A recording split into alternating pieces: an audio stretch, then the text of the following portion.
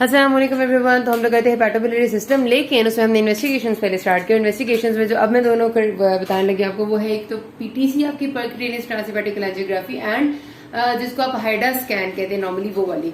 अच्छा, इस तरह से ये करना जरूरी मैंने को पहले बताया गया क्योंकि आपके सारे ही इन्वेस्टिगेशन में आप इनका नाम लेंगे और आपका 40 से 50% क्वेश्चन आपका आता ही गॉल स्टोन्स, कोलिलिथियासिस, ऑब्स्ट्रक्टिव जॉन्डिस है और इसमें आपने ये लिखनी है। और अब आपका वो वाला हिसाब नहीं होता। मैं आपको बता रही हूँ, पास्ट पेपर की बुक आप खोलते हैं ना, जो उसमें आपका अक्सर आप अगर क्वेश्चन के आंसर्स देखेंगे तो आपको लिखा हुआ मिलेगा कि इन्वेस्टिगेशन में ultrasound, CT scan, PTC, ERCP, MRCP आपने उतना हाल ही नहीं लिखना होता। आई टेल यू, आपका 2 नंबर का सवाल होता है कि व्हाट आर द इन्वेस्टिगेशंस। तो आपने इन्वेस्टिगेशंस में लिखना है कि आपके पास एक गॉल स्टोन के पेशेंट में ईआरसीपी में आपको अगर आप करा रहे हैं तो क्यों करा रहे हैं, फॉर स्टोन रिट्रीवल कर रहे हैं या फिर आप उसको डायग्नोस्टिकली कर रहे हैं। अल्ट्रासाउंड करा रहे हैं तो आपको क्या नजर आ रहा है, स्टोन नजर आ रहे हैं, डायलेटेड बाइल चैनल्स नजर आ रहे हैं। पीटीसी करें तो क्यों करें, इफ ईआरसीपी फेल्स तो आप पीटीसी करते हैं। ये नहीं होता कि आप हर पेशेंट की पीटीसी कर देते हैं, पीटीसी इज दिस वन, ठीक है। तो आपने ये लिखना होता है, पागलों की तरह हाली आंसर नहीं दे देना होता। हाँ, और ब्लाइंडली आपने ये भी नहीं है कि आपने की बुक के जो आंसर्स है उनको फॉलो कर लेना। की बुक में उन्होंने आपको एक पैटर्न दिया होता है, एक लेआउट दिया होता है कि yes you have to follow this. ये नहीं होता कि आप एज इट इज वो लिख लें। तो ये बात आपने जहन में रखनी, ठीक है। इसीलिए आपको बार बार ये आएगा लिखा हुआ पीटीसी आपके सामने, तो आपको थोड़ा सा प्रोसीजर और थोड़े से इंडिकेशंस का अंदाजा हो ताकि ज़ाहिर आप क्लिनिकली भी ओरिएंट हो जाए और आपको पता हो कि आपने क्वेश्चन के आंसर में इसमें क्या लिखना है। तो पीटीसी इज योर परक्यूटेनियस ट्रांसहेपेटिक कोलेंजियोग्राफी। नाम से पता चल रहा है कि आप परक्यूटेनियस का मतलब स्किन से जा रहे हैं, ठीक है। ट्रांसहेपेटिक लिवर के अंदर जा रहे हैं और कोलेंजियोग्राफी यानी आप अपने सारे बिलियरी ट्री को देख रहे हैं, उनकी ग्राफी हो रही है यानी एक्सरे से आप उन्हें देख रहे हैं। यही होता है इसमें। ये आपने तब करना होता है जब आप ईआरसीपी करके ट्राई कर चुके हैं और वो आपकी फेल होगी है। क्यों फेल होती है, ईआरसीपी कैन बी फेल्ड, इसमें कोई नई बात नहीं होती। क्योंकि आपका कई बार ऐसा होता है कि आपका जो एम्पल ऑफ वेटर है वो उसका जो स्फिंक्टर है यानी स्फिंक्टर ऑफ ओडाई उसको वहां पर प्रेजेंट रहता है, वो खुल ही नहीं पाता। आप स्फिंक्टरोटमी करते हैं लेकिन स्फिंक्टरोटमी नहीं हो पाती। उसमें सबसे पहली गलती ये होती है कि स्किलफुल हैंड्स नहीं होते। हैंड्स का स्किलफुल होना बहुत जरूरी है, ठीक है। तो एम्पुला नहीं खुल पाता, स्फिंक्टरोटमी नहीं हो पाती, या फिर आप डाई से इंजेक्ट नहीं कर पाते। डाई इंजेक्ट की थी तो आप वो भी आगे नहीं जाती, मतलब कुछ ना कुछ गलत होता है। और सबसे उसमें ज्यादा मेजर जो गलती होती है वो आपके स्किल ऑफ द हैंड की होती है। तो इसलिए आपका वो जब ईआरसीपी आपकी फेल हो और आपसे एक अटेम्प्ट में ना हो पाए तो फिर प्लान किया जाता है। जाहिर है फिर भी पेशेंट की हालत देखी जाती है कि अब इसको क्या करना है, क्या डायरेक्ट उसका एब्डोमेन ओपन करके या लैप्रोस्कोपिकली कुछ करके हमने स्टोन रिट्रीव करनी या फिर अभी हमें कुछ और करने की जरूरत है, ठीक है। कई बार ऐसा होता है कि पेशेंट्स की हालत इजाजत नहीं देती कि हम उनकी लैप्रोस्कोपिकली टेक्निक करें या ओपन करें, क्योंकि आपके ओल्ड एज पेशेंट्स होते हैं, कोमॉर्बिड्स के साथ होते हैं, हार्ट पेशेंट्स होते हैं, उनको जीए नहीं दिया जा सकता, जनरल एनेस्थीसिया नहीं दिया जा सकता। ऐसे पेशेंट्स में अगर हम चाह रहे हैं कि स्टोन को हम किसी तरह बाहर के तरीके से रिट्रीव कर लें या फिर हम ये चाह रहे हैं कि उनमें हम एटलीस्ट बाइल की हम ऑब्स्ट्रक्शन को रिलीव करके बाइल की ड्रेनेज उनमें शुरू कर दें, या फिर कैंसर के कई ऐसे पेशेंट्स होते हैं जिनमें कैंसर की वजह से आपकी बाइल डक्ट ऑब्स्ट्रक्ट हो जाती है, तो हम चाह रहे हैं कि उनमें हम पेलिएटिव ट्रीटमेंट कर दें, यानी हम स्टंट डाल दें और स्टंट डाल के हम उनके बाइल डक्ट को खोल दें, ठीक है। ये पेलिएशन होती है कैंसर के लिए। तो आप इतना कर दें। उसके लिए आपने ईआरसीपी ट्राई की लेकिन वो नहीं हो सकी तो फिर आप पीटीसी की तरफ जाते हैं, ठीक है। तो इसकी इंडिकेशंस कभी भी फर्स्ट लाइन ट्रीटमेंट में नहीं आती। Remember this. करते किस तरह से, पेशेंट को लेके जाएंगे आप अपने ओटी रूम में जहां भी आपने करना है, वहां पर उसको पेशेंट को सेडेशन देंगे और जिस एरिया में करनी है, जाहिर है आपका लिवर और एब्डोमिनल एरिया, उसको नॉर्मल जिस तरह आप एक जब ऑपरेशन शुरू होने से पहले आपके मेजर्स होते हैं कि आपने उसको आयोडीन से साफ करना है, स्टेरिलाइज करना है, आसपास शीट्स डालनी है, वो सारा करेंगे, ठीक है। पेशेंट सिडेशन में होते हैं, एनेस्थीसिया में नहीं होता। बहुत ही कम लोग ये जो ये कहते हैं कि आप पेशेंट को एनेस्थीसिया दे दें अगर वो बिल्कुल इरिटेबल है, नहीं आपका रिस्पॉन्स दे रहा है, लेकिन नॉर्मली सिडेशन में ही होता है। आईवी कैनुलास आपने पास किए हुए होते हैं इन एनी केस अगर पेशेंट कहीं भी कोलैप्स करता है तो उसके लिए। अच्छा, अब उसके बाद आपने क्या करते हैं, एक नीडल होगी आपकी जिसको शाइबा नीडल कहते हैं ज्यादातर लोग, ठीक है। सॉरी, ये CHEBA नाम होता है, ठीक है। कुछ लोग इसको शाइबा कहते हैं, कुछ लोग चीबा कहते हैं। मतलब आई डोंट नो कि आप एग्जैक्टली क्या कहना बेहतर है, लेकिन इट्स फाइन, मतलब नाउन्स के साथ कुछ भी चल जाते हैं। तो ये नीडल होती है आपकी, ठीक है। ये नीडल आपकी 22 गेज होती है। Gauge is your diameter. 22 gauge की नीडल होती है और ऑलमोस्ट 15 सेंटीमीटर्स के अराउंड इसकी लेंथ होती है। डिफरेंट लेंथ की हेयर अवेलेबल होती है। तो आपने ये नीडल डालनी होती है आपके एनाटॉमिकल लैंडमार्क्स के हिसाब से। आपने देख के एग्जैक्टली जहां पर आपका राइट हाइपोकॉन्ड्रियम में लिवर होगा और आप सस्पेक्ट करते हैं कि यहाँ पर बाइल डक्ट होगी, वहां से आप स्किन से पेनिट्रेट करके सीधा अंदर ले जाते हैं। ठीक है, अंदर लेके जाके आप ज़ाहिर ब्लाइंड है, आपको नहीं पता कि अंदर आपकी नीडल बाइल डक्ट में जा रही है या नहीं जा रही, तो उसका तरीका ये होता है कि जब आप नीडल इंसर्ट करते हैं उसके बाद आप हल्की सी डाई इंजेक्ट करके उसको बैक फ्लो करके देखते हैं। आप देखते हैं कि बाइल आई या नहीं है, मतलब आप ज़ाहिर नीडल जब अंदर इंसर्ट करेंगे तो आपको फील होगा ना आपने क्या क्या चीजें पियर्स की हैं। पहले तो ये बात होती है, स्किन होगी, सबक्यूटेनियस फैट होगा, फेशिया होगा, उसके बाद आपके मसल्स क्लियर होंगे, मसल्स के बाद आप पेरिटोनियम को पियर्स करेंगे और लिवर में जाएंगे, लिवर के बाद आपकी बाइल डक्ट्स आएंगी। ठीक है, अब ज़ाहिर डिपेंड करता है आप कौन सी बाइल डक्ट में जा रहे हैं। उसके बाद अगर आपने लिवर पियर्स किया, आपको फील होगा कि आप लिवर पियर्स किया, और अगर नहीं किया तो आप वैसे कोशिश करते हैं कि आप वो ना करें, आप पीछे की तरफ से डायरेक्ट बाइल डक्ट में जाएं। अब आप बाइल डक्ट अगर आपने पियर्स की है, आप पीछे एस्पिरेट करके देखेंगे बाइल आएगी, बाइल नहीं आई तो आप कहीं और से करेंगे। कई बार ऐसा होता है कि मल्टीपल अटेम्प्ट्स करनी पड़ती हैं आपको, और तब जाके आपका जो नीडल है वो करेक्ट पोजीशन में जाती है। जब ये ज़ाहिर है ये फिर सारी हैंड्स की स्किल और आपकी प्रैक्टिस, आपकी एक्सपीरियंस पे डिपेंड करते हैं। जब आपकी नीडल आपकी किसी बाइल डक्ट में चली जाती है, सही जगह पर पहुंच जाती है, तो फिर आप उसमें से स्टाइलेट निकाल देते हैं और फिर आप उसके अंदर डाई इंजेक्ट करते हैं। जब आप डाई इंजेक्ट करते हैं तो वो ज़ाहिर है सारे के सारे बिलियरी ट्री में आपकी पूरे फैल जाएगी और आगे की तरफ आपके सीबीडी में और आपके ड्यूडेनम तक मतलब चली जाएगी, सब तरफ फैल जाती है डाई। डाई जब आप इंजेक्ट कर देते हैं उसके बाद उसी तरह से आप एक्सरेज लेते हैं जिस तरह आप लेते थे ईआरसीपी में।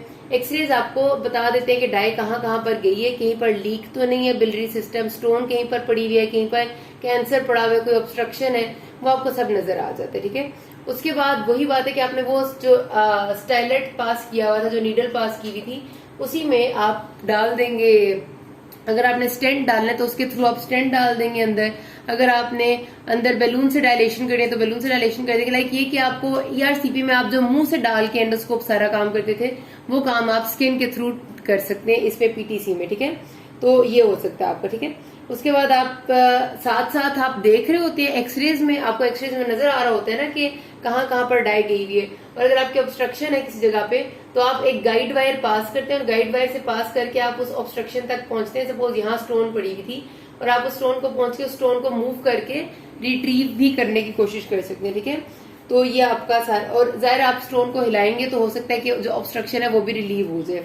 तो ये आपका परक्यूटेनियस ट्रांसहेपेटिक एंजियोग्राफी का तरीका। और बाद में इसके बाद आपने जब कर दिया स्टोन को वहां से रिमूव कर दिया, रिमूव तो नहीं है आप इस तरीके से कर सकते स्टोन को क्योंकि आपका इंसिजन इतना बड़ा नहीं होता, आप नीडल के थ्रू गए होते हैं, लेकिन ये कि आप स्टोन को मूव करके किसी ऐसी जगह पर जरूर पहुंच जा सकते हैं जहां पर ऑब्स्ट्रक्शन कंप्लीट ना रहे। ठीक है, तो ये हो जाता है आपका तरीका। उसके बाद आपने निकाल लेना होता है सब कुछ, और पेशेंट का कोई पोस्ट ऑप कोई कॉम्प्लिकेशन खास होती नहीं है सिवाय इसके कि आपने उसकी जो जनरल वाइटल्स की मॉनिटरिंग है बस वो करनी होती है। ठीक है, दैट्स इट। तो this is your one way of doing जो obstruction relieve and all that. अच्छा, फिर आपके पास एक तरीका होता है रेडियो आइसोटोप स्कैनिंग का। रेडियो आइसोटोप स्कैनिंग में आपका, आपने नाम सुना होगा अक्सर हाइडा स्कैन का। बेसिकली ये आपका हाइडा इसको इस वजह से कहते हैं because it is hepatic 2,6 dimethyl imino di acidic acid. ठीक है, हेपेटिक 2,6 डाइथाइल, ये एच स्टैंड करता है, इमिनो डाई एसिडिक एसिड। ये आपका एक टेक्नीशियम का आप समझ लें कि रेडियो एक्टिव आइसोटोप होता है, और इसको आप क्या करते हैं कि इसको आप इंजेक्ट करते हैं वेन में। ठीक है, ये जो हाइडा होता है।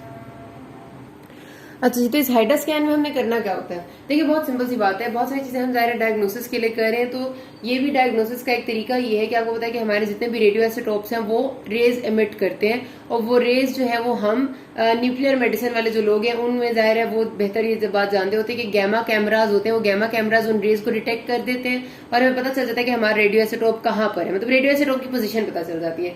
तो हमारे पास ही जो हाइडा है which is hepatic imino 2,6 dimethyl imino diacetic acid, पता होना चाहिए आपको क्या है।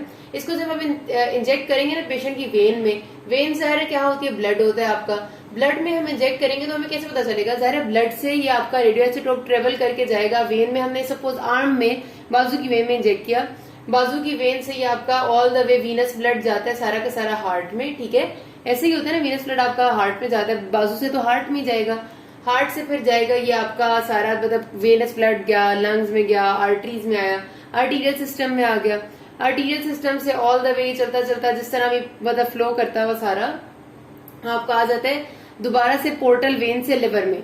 मतलब मेरा कहने का ये कि इन द एंड होगा क्या कि आपका लिवर में ब्लड आ जाएगा, ठीक है। ये वाला जिसमें हमने आइसोटोप इंजेक्ट किया, ये ब्लड आएगा आपके पास लिवर में। लिवर में जब आएगा तो लिवर में ये आइसोटोप जो हमारे पास इस ब्लड में प्रेजेंट होगा, ये ले लेंगे आपके जो आपका लिवर में रेटिकुलर एंडोथीलियल सिस्टम होता है, हेपेटोसाइट्स के साथ साथ आपके पास आपको पता है लिवर में रेटिकुलर एंडोथीलियल सिस्टम है। रेटिकुलर एंडोथीलियल सिस्टम आपका लिम्फेटिक सिस्टम, जो आपके लिम्फ नोड्स वगैरह होते हैं वो लिवर में भी प्रेजेंट होते हैं। अच्छा, वो सिस्टम जो है वहां पर ही आपके आइसोटोप्स आ जाएंगे और वहां से ये reticular endothelial system of liver से ये चला जाएगा आपकी बाइल में, ठीक है। ब्लड से आया था, ब्लड से लिवर में, मतलब ब्लड के साथ आया, ब्लड के साथ चला गया रेटिकुलर एंडोथीलियल सिस्टम में और वहां से ये चला गया लिवर के अंदर बाइल में। अब आप बताए कि लिवर में बाइल कहाँ पर बनती है? छोटी छोटी बाइल डक्ट ट्यूब्स में सबसे पहले बनती है, जो मैंने आपको दिखाई थी। बाइल डक्ट ट्यूब से ये जाती है राइट और लेफ्ट हेपेटिक डक्ट्स में, वहां से ये जाती है कॉमन हेपेटिक डक्ट में, वहां से ये अगर स्टोर होना हो तो सिस्टिक डक्ट से गॉल ब्लैडर में चली जाती है और स्टोर हो जाती है। अब मेरे पास जब मैं एग्जैक्टली वेन में ब्लड इंजेक्ट करूंगी और उसके 30 मिनट्स बाद अगर मैं लूंगी गैमा स्कैन से मैं देखूंगी, मतलब जो आपका स्कैन करने का तरीका होता है इस आइसोटोप को, उससे देखूंगी तो मेरे पास एग्जैक्टली गॉल ब्लैडर में उस टाइम पहुंच चुका होना चाहिए मेरे इस आइसोटोप को। अगर मैं शुरू से ही लेना शुरू करूंगी ना, जब मैंने वेन में इंजेक्ट किया था, तो मुझे उसका सारा रास्ता नजर आएगा कि वो कहाँ से पास कर है वेन से वगैरह वगैरह वगैरह। मुझे उसकी जरूरत नहीं है, मैंने मेनली देखना ही गॉल ब्लैडर को है। तो मैं क्या करूंगी कि मैं इसको जाहिर है जब ये रेटिकुलर एंडोथेलियल सिस्टम में आएगा गॉल ब्लैडर के लिवर के, और वहां से बाइल में आएगा, बाइल से ये आ जाएगा आपके पास बाइल के सारे डक्टल सिस्टम में, मैं उस टाइम लूंगी। तो it is exactly 30 minutes after you inject into your when. तो क्या होता है हमारे पास कि अब आपको पता है मैंने कहा कि इस सारे रास्ते से बाइल ने आना है गॉल ब्लैडर में। अगर मेरे पास गॉल ब्लैडर मुझे नजर नहीं आता 30 मिनट्स के बाद भी, इसका मतलब है कि सिस्टिक डक्ट में कहीं ऑब्स्ट्रक्शन है, क्योंकि इधर तक तो वो आया, इधर भी आया, कॉमन हेपेटिक डक्ट में भी आया, लेकिन सिस्टिक डक्ट से गॉल ब्लैडर में नहीं आ सका। इसका मतलब होता है सिस्टिक डक्ट में ऑब्स्ट्रक्शन है। अगर मेरे पास 30 मिनट्स बाद मुझे गॉल ब्लैडर नजर आ जाते हैं, इसका मतलब है कि यहाँ तक तो कोई ऑब्स्ट्रक्शन नहीं है। आगे चलते हैं, आगे क्या बन जाती है? कॉमन बाइल डक्ट बनती है। कॉमन बाइल डक्ट बनने के बाद हमारे पास ये जाके, अब मैं इधर लेके जा रही हूँ कि नजर नहीं आएगा आपको नीचे, जाके ये एम्प्टी हो जाते हैं हमारे ड्यूडेनम में, ठीक है, और ज़ाहिर पेनक्रियाटिक डक्ट बीच में जुड़ जाती है। अगर मेरे पास मुझे गॉल ब्लैडर तक तो रास्ता नजर आ गया था, लेकिन कॉमन बाइल डक्ट नजर आई है, लेकिन आगे ड्यूडेनम नजर नहीं आ सका। ड्यूडेनम को भी तो आना चाहिए ना, क्योंकि जाहिर इसके बाद उसने ड्यूडेनम में जाना है। ड्यूडेनम नजर नहीं आया, बस कॉमन बाइल डक्ट तक कहानी नजर आई है। इसका मतलब ये है कि obstruction is in your common bile duct. अगर मुझे कॉमन बाइल डक्ट पूरी नजर आ गई है और स्फिंक्टर तक नजर आया, लेकिन उससे आगे ड्यूडेनम नहीं नजर आया, इसका मतलब है कि obstruction is in your sphincter, in your ampulla of waiter. तो जहां पर ऑब्स्ट्रक्शन होगी वहां तक हमें नजर आएगा कि आइसोटोप पास कर रहा है, उससे आगे पास नहीं कर रहा। और अगर कहीं भी ऑब्स्ट्रक्शन नहीं होगी तो ये हमें एंड तक नजर आएगा, ड्यूडेनम में चला गया, ड्यूडेनम से स्मॉल इंटेस्टाइन में जाता हुआ नजर आ जाता है, ठीक है। तो ये बेसिकली आपका हाइडा स्कैन होता है जो आपको बता देता है।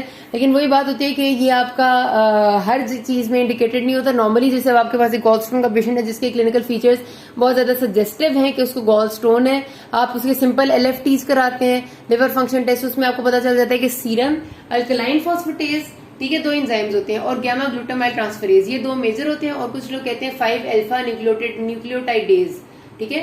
लेकिन ये इतना ज्यादा हम नहीं, क्योंकि हर रूटीन रिपोर्ट में ये नहीं होता। ये दोनों गैमा ग्लूटामाइल ट्रांसफरेज, ठीक है, ये दोनों एंजाइम्स अगर रेज्ड आ गए, आपको पक्का हो जाता है कि यस ऑब्स्ट्रक्शन है, कोई जॉन्डिस है, आपका जो गॉल स्टोन से ऑब्स्ट्रक्ट कर रही है। और अगर आप मजीद क्या कराते हैं, मजीद आप अल्ट्रासाउंड कराते हैं, आपको कंफर्म हो जाता है। फिर आपको MRCP की जरूरत भी नहीं पड़ती, आप डायरेक्ट या तो अपने सर्जिकल प्रोसीजर की तरफ जाते हैं या ERCP की तरफ जाते हैं। तो आपको PTC की या हाइडा स्कैन की जरूरत तब पड़ती है जब आपको पीछे वाली चीजें सजेस्टिव नहीं होंगी और आपको डाउट होगा। तो ये बात आपने याद रखनी है। किसी कोई भी मसला हुआ यू कैन आस्क मी। अब हम डायरेक्ट अपना टॉपिक स्टार्ट करेंगे। Thank you.